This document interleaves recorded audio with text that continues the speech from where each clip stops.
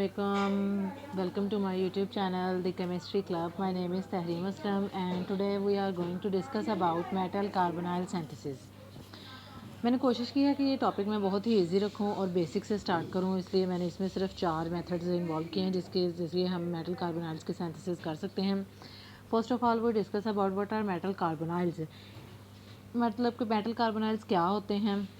Any coordination or complex compound consisting of a heavy metal such as nickel, cobalt or iron surrounded by carbonyl group. कोई भी complex compound या coordination compound जो कि carbonyl group से surround किया हो यानी कि घिरा हुआ हो तो इसे हम metal carbonyls कहलाते हैं. जो कार्बन मोनोऑक्साइड ग्रुप या कार्बोनाइल ग्रुप है वो लीजेंड के तौर पर एक्ट करता है जो कि सेंट्रल मेटल एटम को इलेक्ट्रॉन डोनेट करता है. इसकी एग्जांपल्स हम लोग ले देते हैं. Some common examples are tetra nickel carbonyl यानी NaCO4, penta carbonyl iron FeCO5 and octa carbonyl di cobalt CO2 CO8.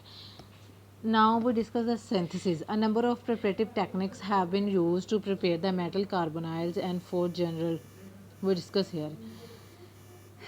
4 methods we discuss for synthesis of metal carbonyls which are direct synthesis.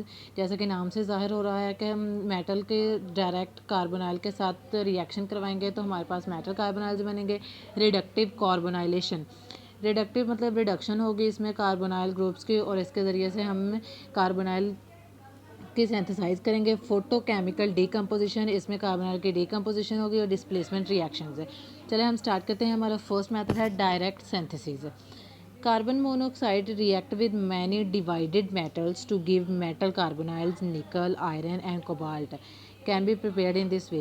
जो carbon monoxide या carbonyl है वो बहुत से divided metals के साथ react करती है जिसके नतीजे में हमारे पास मेटल कार्बोनाइल्स बनती हैं. जैसे कि यहाँ पे हम शो करवाया जा रहा है. जो निकल है वो 4 कार्बोनाइल के साथ रिएक्ट करके टेट्रा कार्बोनाइल निकल बनाएगी और आयरन है वो कार्बोनाइल के साथ रिएक्ट करके पेंटा कार्बोनाइल आयरन बनाएगी.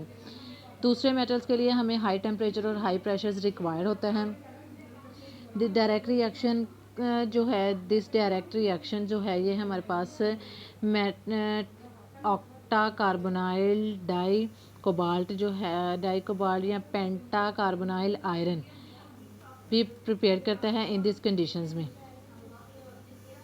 Second method is reductive carbonylation.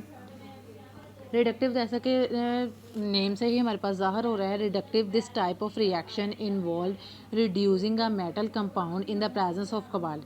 यानी कि किसी भी मेटल कंपाउंड को कार्बोनाइल CO की प्रेजेंस में रिड्यूस करना रिडक्टिव कार्बोनाइलेशन कहलाता है. द रिड्यूसिंग एजेंट में include a variety of material. जो रिड्यूसिंग एजेंट है हमारे पास मैग्नीशियम, कॉपर, सोडियम, हाइड्रोजन या लिथियम एल्यूमिनियम हाइड्राइड हो सकते हैं depending on particular synthesis.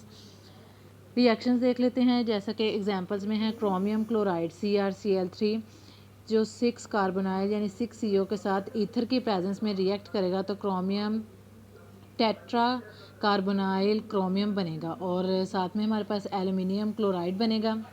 Second reaction में 2 कोबाल्ट क्लोराइड जो हैं वो कार्बोनाइल 8 कार्बोनाइल के साथ 4 कॉपर के साथ रिएक्ट करेंगे in the presence of 200 Celsius temperature and pressure भी 200 ATM होगा. सो ऑक्टा कार्बोनाइल डाई कोबाल्ट बनेगा और 4 हमारे पास कॉपर क्लोराइड बनेंगे. आयरन आयोडाइड जो है वो कार्बोनाइल यानी CO के साथ कॉपर के साथ रिएक्ट करेगा in the presence of pressure 200. तो हमारे पास पेंटा कार्बोनाइल आयरन और कॉपर आयोडाइड बनेंगे. जो इस रिएक्शन रिडक्टिव कार्बोनाइलेशन में जो यील्ड होती है वो बहुत ही ज़्यादा पुअर होती है, वो कम होती है. यानी इसमें कंडीशंस बहुत ज़्यादा होती हैं सो इसलिए इसमें यील्ड जो है वो थोड़ी कम होती है. Photochemical decomposition. फोटोकेमिकल डीकम्पोजिशन यानी कि इसमें डीकम्पोज और डीकम्पोजिशन वाला रिएक्शन डीकम्पोजिशन का मेथड जो है वो इन्वॉल्व होगा. पॉलीन्यूक्लियर कार्बोनाइल्स यानी जो कार्बोनाइल पॉलीन्यूक्लियर होते हैं जैसे कि iron cobalt are obtain by the thermal decomposition और फोटोकेमिकल डीकम्पोजिशन. और सिंपल यहाँ पे हम लोग पेंटा कार्बोनाइल आयरन को है की डीकम्पोजिशन करेंगे तो हमारे पास Fe2CO9 बनेगा और कार्बन मोनोऑक्साइड बनेगी. डिस्प्लेसमेंट रिएक्शंस इसमें किसी भी किसी भी रिएक्शन में डिस्प्लेस करना है। Displacement certain metal carbonyls have been prepared by reaction of metal carbonyl directly with carbon monoxide owing to the fact that carbon is a reducing agent. जो डिस्प्लेसमेंट रिएक्शन में जो कार्बन मोनोऑक्साइड या carbonyl होता है वो act as a reducing agent करता है और वो साथ वाले को रिड्यूस करके मेटल कार्बोनाइल्स बना देता है। जैसे कि रेनियम ऑक्साइड जो है वो कार्बोनाइल के साथ रिएक्ट करेगा और हमारे पास बनेगा डाई रेनियम डेका कार्बोनाइल और साथ में कार्बन डाइऑक्साइड के 7 मॉलिक्यूल्स बन जाएंगे। तो ये थी मेरी एक सिंपल सी और बहुत ही सिंपल और